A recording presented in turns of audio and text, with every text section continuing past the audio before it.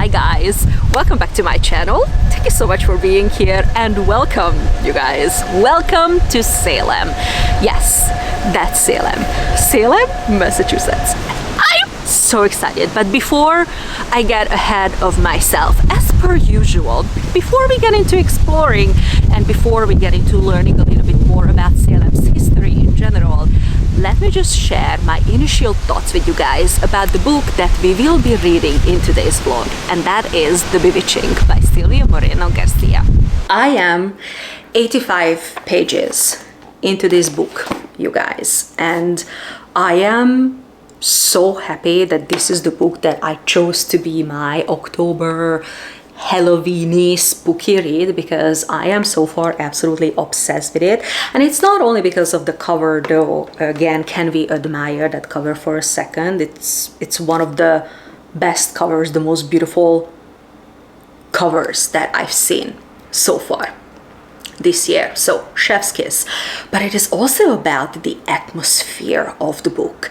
I will say a couple of things about the plot just in a second, though it's a little bit hard because this book, it doesn't have much of a plot, at least not like, you know, in the first 85 pages, but the atmosphere, it's fantastic. And considering that I am first and foremost a character-driven reader, and then comes the plot, and atmosphere is always the last thing on my list, nobody's surprised more than I am, but this book has me. This is advertised as a horror, by the way. I don't really know why, because so far, again, 80 pages in, it's not really scary. There are definitely like unsettling things happening, and you can feel it, and you can feel that something is coming, but it is not scary. For now, I have absolutely no idea what's coming in the second half of the book. But for now, what I know is that we are following basically three different female characters. We have Minerva in 1998, and she is the one, or her story is the one that is taking place in Massachusetts, and I am absolutely loving it. She goes to this college, I almost said Stonehenge, but obviously that's not the name of the college. Oh, I forgot, Stone Ridge, yeah. And it is in Temperance Landing, which I believe is a fictional location, because I don't believe that there is a Temperance Landing in Massachusetts, especially not between Salem and Newburyport, because there are so many cities already mentioned in this book.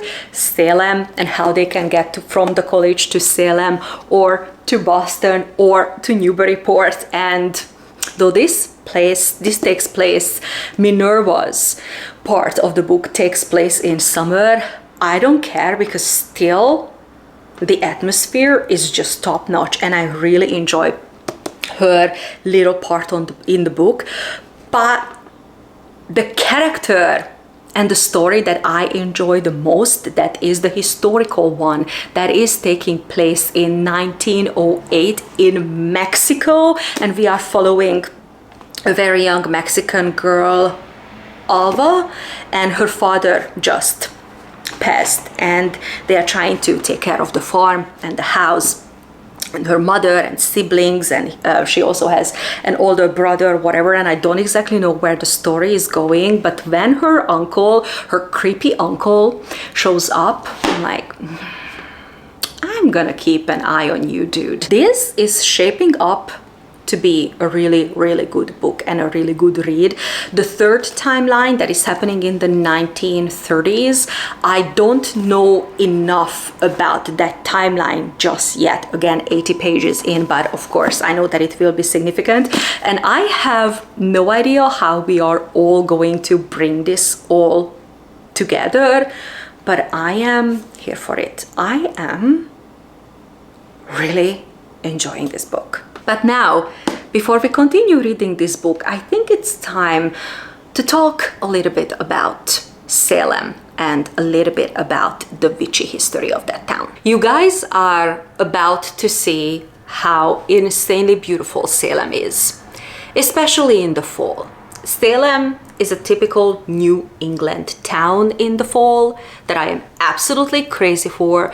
The streets, the leaves, the decoration. It is truly like stepping into Halloween. It is such a lively and vivid place to be in October, and that is why I visit Salem every single October. And I must say that the Salem residents, not necessarily the businesses, that's not necessarily what I'm talking about, but the Salem residents themselves who just live there but doesn't necessarily work there, they also fully embrace Halloween. And honestly, it's just so much fun. Even just simply interacting with the Salem residents in October, it is so much fun. But, and this is a very, very, very big but, I also want to acknowledge the other side of Salem, the dark history, the witch trials that was such a tragic chapter in Salem's history. And of course today, when you go to Salem,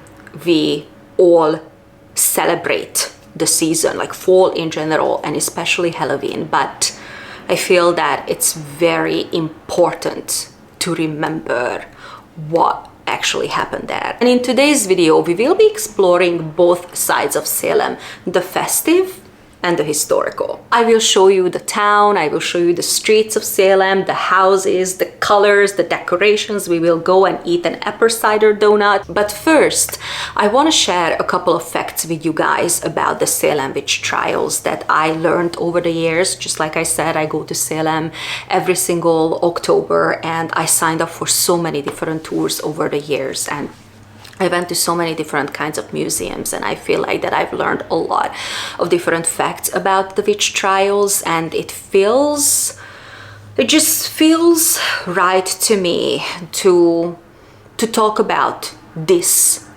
part of Salem first, to remember the history and to remember the innocent people, mostly innocent women who lost their lives during these tragic events. The Salem witch trials were the deadliest, easily the deadliest witch hunt as far as colonial North America goes. It took place between 1692 and 1693, and there were a little bit more than 200 people accused of witchcraft. 30 people were found guilty, and they executed 19 people by hanging. The accusations and the arrests themselves that happened all around Massachusetts and around Salem at the time, because probably one of the biggest misconceptions that people have to face when they actually travel to Salem is that in the Salem that we know as Salem, Massachusetts, today on the map, at the time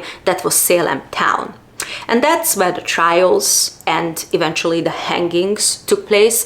However, when it comes to, again, to the arrests and to the accusations and to the rounding up people, that was not just Salem at the time. It all started out in Salem Village, and now that today on the map is Danvers, Massachusetts, but also other little town around Salem. They were all involved. And the earliest recorded witchcraft execution that actually happened in Hartford, Connecticut. And I don't want to say anything silly, so let me just look at my notes. But the woman who was accused and later on executed of witchcraft, she was Elsie Young, and it happened in 1647.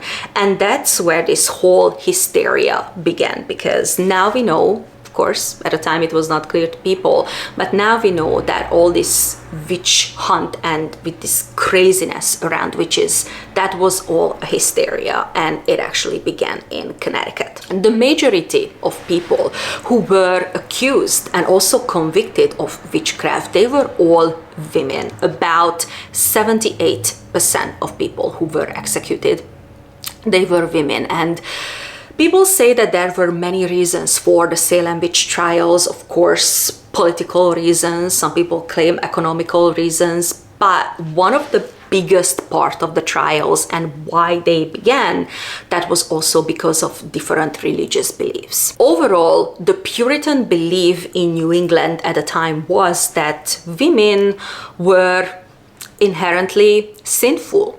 And again, in the Puritan beliefs, women and men were definitely equal in the eyes of God, but they were not equal in the eyes of the devil. The souls of women at the time were seen unprotected because of their weak or weaker constitutions when it's compared to men. And women who, for whatever reason, did not conform to the norms of this Puritan society at the time, they were very often accused of witchcraft. But these were some really simple things. For example, women who were not married, or women who didn't have children, or there was this one particular lady, and again, I don't want to say anything silly, so let me just look in my notes, but there was this woman named Bridget Bishop who was described as not living a Puritan lifestyle because she wore black clothing and odd costumes at a time, which was against the Puritan dress code at a time. And many women who were rounded up, chained up at a time, they actually admitted to witchcraft. And there are many ideas why this actually happened. Of course, they were kept in very inhumane conditions, and there were many people who did not actually make it to their trials because they died in the dungeons, and some people claim that they were also tortured to actually admit witchcraft. And some women just simply did it because once you admitted to witchcraft, they were willing, especially if you were married, to incorporate you into society again. And some people, some women just hoped that that would happen to them. And then there were some women who actually believed these Puritan beliefs, and they thought that their bodies were taken over by the devil, maybe not necessarily permanently, but definitely temporarily, and that's how they surrendered themselves to witchcraft. And the Salem witch trials only came to an end because there were, after months of executions, there were a lot of doubts in the clergyman about the evidence, because there was no direct evidence to actually show that these women, these people, were witches. Also, they realized that, oh my God, we rounded up in less than a year, in way less than a year, we rounded up more than 200 people, and we executed 30 people. That's a lot of people in this small little town. And we actually ended up arresting a lot of prominent citizens in our society. So something here just must be wrong. And again, because I want to be as precise as I can be in today's video, I just want to read this from my notes. But in 1702, the General Court of Massachusetts declared the trials unlawful. And in 1711, they also annulled the convictions. And then 300 years later, for the anniversary of the events in 1992, to commemorate the victims of the trials, a park was dedicated in Salem and a memorial in Denver. And this park, that is basically the memorial for the Salem witch trials, I will show you guys this park in the upcoming little footage that I film for you. Now today, there are different perspectives on whether celebrating Halloween so extensively in Salem and making Salem into the witchy city, whether this is something that disrespects the memory of these innocent people and the victim. And I really want to actually know your opinion, because I am myself very torn when it comes to this discussion, because there are people out there who claim that, this is very disrespectful, and all that the city does is basically just the exploitation of the tragedy. And I must say that when you go to Salem in October and you walk down Main Street, or at least you try, because the crowds are so incredibly big, it's actually really difficult, but when you walk down that street, everything is for sale.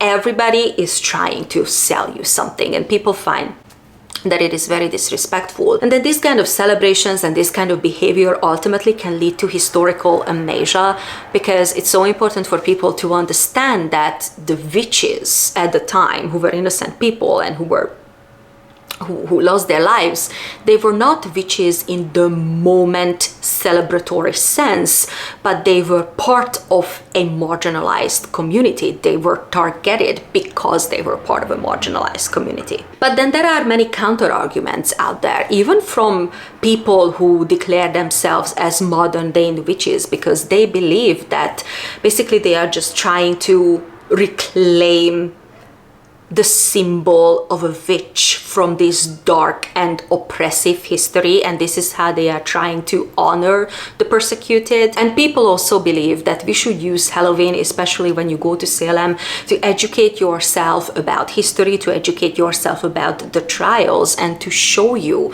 the dangers of mass injustice. Now, I myself have come to the conclusion after visiting Salem, and visiting Salem especially in October for so many years, I've come to the conclusion that it's always about balance. In general, I believe that in life everything is always about balance. And when you go there, it is possible to go there, educate yourself about the history, about the witch trials, about the tragedy. They have museums after museums, and they also have the memorial, and the tour guides are absolutely fantastic. They are so knowledgeable. There is not a single question you can ask that they cannot answer.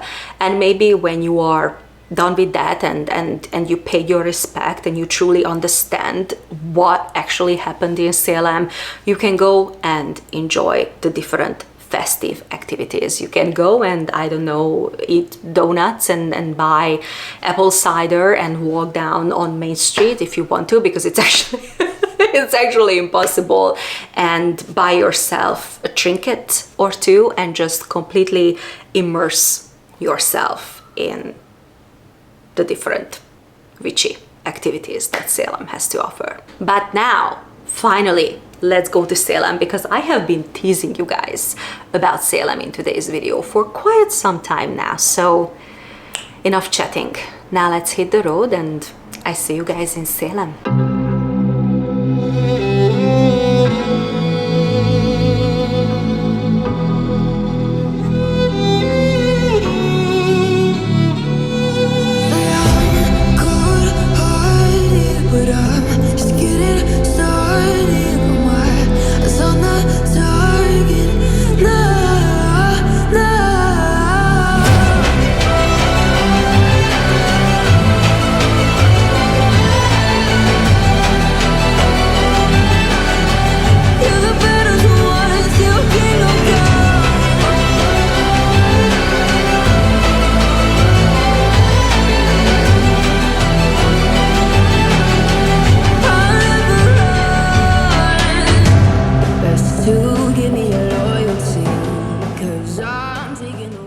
There is the beach house, guys. I just wanted to show you in context so you understand where it is and how it looks like. There are a lot of people there, but that's where we're going.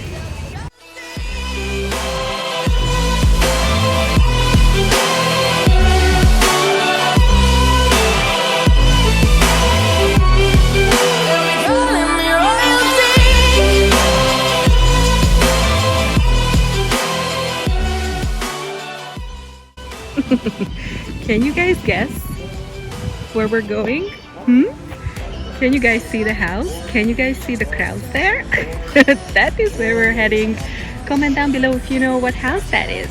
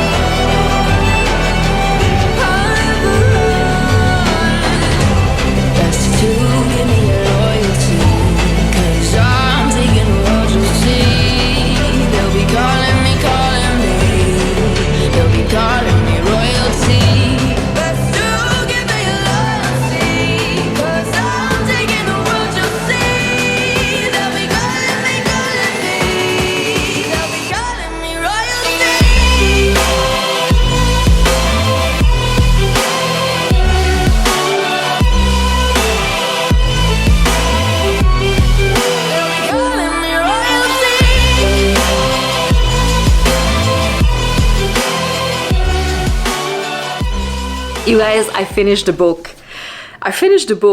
And I want to say that overall, I really enjoyed this book, and I am so surprised, and I will just tell you in a second why. But before I review this book more deeply, I just want to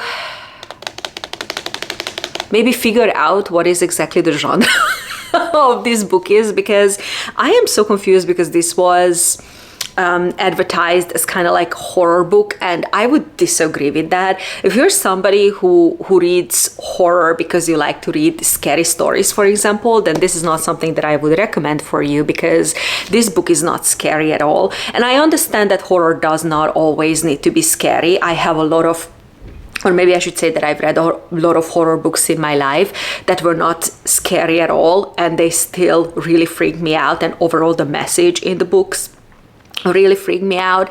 But this one is not scary, just in case if you pick up a horror book because you want to read a scary story.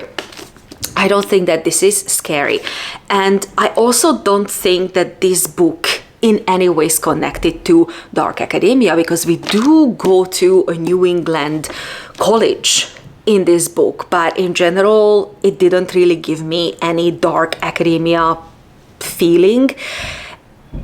If I need to select a genre for this book, because it's so complicated, because truly there are like so many different elements in this book from so many different genres, but I would say it's kind of like a historical fantasy. I think that's how I would describe it, because many of our timelines, all of our timelines actually, are historical. Well, I know that there are some people out there who wouldn't consider 1998 a historical timeline, but the 1908 and then the 1930s, those are definitely historical timelines. And there are fantastical elements, a lot of fantastical elements in this book. So probably that's how I would describe it. It's more like a historical fantasy than horror. And I am so surprised that this book worked for me, because I just don't really understand why. This book, it's all about atmosphere, very little to no plot. We have a bunch of characters, but it's not about the characters. It's not necessarily about the story, but it's all about the atmosphere. And I think that that is why I like this book, because I found and read this book the right time, because I read this book in the weeks leading up to Halloween. Takes place in Massachusetts. I live in Massachusetts. I know the places, I know the New England references that the authors made in this book. I've been to the places that the author talks about in this book. And I feel like that because of the combination of these reasons, I was able to fully get immersed in this story. And honestly, it is just so much fun to read this book so close to Halloween. It's just like the whole reading experience, the time and the place for this book, it was perfect. What was first super confusing reading this book, it was actually the witches. Because I did not get the witches in this book, because yes, bewitching. There are witches in this book, and they were so weird, and I was like, now hang on for a second. Are these witches that we're talking about? And they did not make any sense until I read the afterword by the author, because she explains Mexican folklore to us, and these creatures, these witches, are very different in the Mexican culture, like compared to any other Western culture. And now everything that she talked about in the book, it makes perfect sense. And now I have a whole new appreciation for these creatures that she describes as witches in the book. And I had no idea about it. And now I'm like, it's so cool. It's so cool to get a different perspective on witches and magic and superstition. And it was not just about that, not just about the Mexican folklore, but the author also explained that she actually completed her college years in Massachusetts, and again she actually went to the places that she wrote about. And I'm like,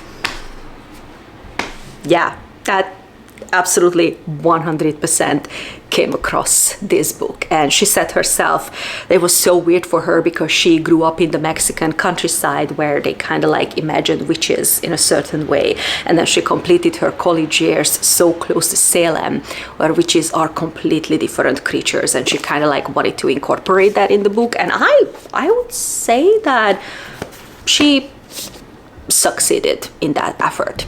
And now look, while I personally like this book and I think I would recommend this book was far from perfect.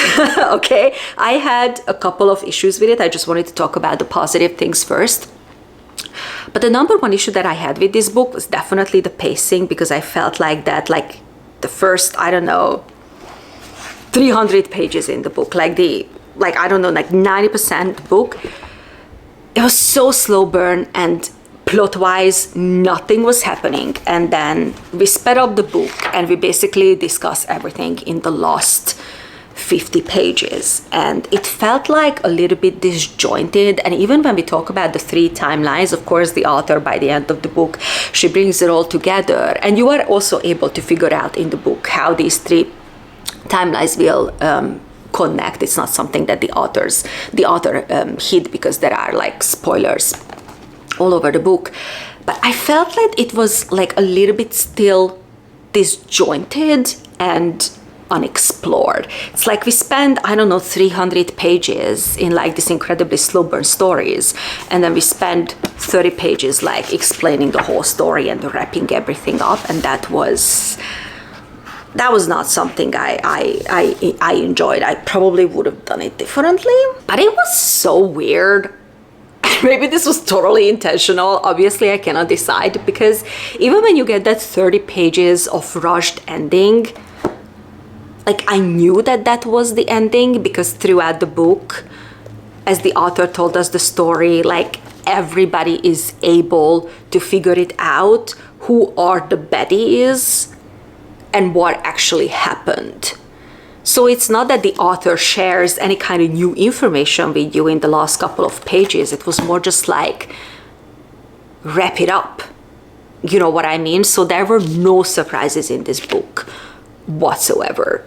Anybody who reads this book is able to figure out quite relatively early on, because honestly, I figured out again the baddies very, very early on in the book. How the story wrapped up and how quickly the story wrapped up, I was just so unsatisfied by the end, because I saw everything coming, and then it just quickly happened, and boom, we ended the book. Now, being somebody who really likes historical fiction and historical fantasy, or I want to say anything historical really, I really liked all 3 timelines, but I feel that since the beginning of this book, I was really connected to Alba as a character, and her story takes place in 1908 in the Mexican countryside, and I just enjoyed it so much, and I was so invested in her character, and I was like, you know, what's going to happen, of course. Like, again, the book is full of spoilers, so you kind of know how the story ends, but you need to know how the story ends, and you need to know what happens to her in the meantime. It is just so interesting. I was like really invested in her character. But also Minerva's chapters I enjoyed so much, not only because of the non-stop New England references, but also because I related to Minerva's character, okay? Because she is like somebody who is on a scholarship, and she is so invested in her studies, and instead of going out partying and meeting new people and making great friends, she just stayed in her dorm room like studying nonstop. And I was like, oh my god, like basically that was my university years. I cannot wait to hear other people's opinion about this book. If you read this book, could you please let me know in the comments down below what you thought of this book. And I am also about to go and read some reviews on Goodreads and maybe watch a couple of YouTube videos about this book, because I do want to know other people's opinion. There were a couple of like really weird things also happening in this book, and definitely look up trigger warnings. I will leave the trigger warnings in the comments, like under a spoiler section, because when I mention a couple of these trigger warnings, then you will be able to figure out the book very early on, and I just don't want to spoil your reading experience. But yep, I cannot wait to hear other people's thoughts on this book. And also this book made me so excited for Halloween, which is just in a couple of days. So there you go. This book put me in the perfect mood. So happy Halloween, you guys. I hope that you enjoyed spending some time with me in today's video, and I hope that you enjoyed that little Salem footage. You guys, you have to visit Salem, especially in the fall, but I always say this in every single one of my videos, you gotta visit New England in the fall, okay? Because that's when you get the full experience that you deserve. But that's enough chit chat for today's video. I'm gonna let you go now, but before you go, please hit share, like, and subscribe to my channel if you haven't already done so. I have a lot of fun bookish videos coming up. In the meantime, check out a couple of my other videos that I will leave on the screen, and I'll see you guys soon in another video. Bye! I just love the spooky and creepy history in New England, whatever it is, not just Massachusetts, but also the tales of Rhode Island and certain things that happened in Connecticut. Oh my god, like New England is truly the home of everything creepy. And comes the fall, we all embrace it. I just love it. I love Massachusetts so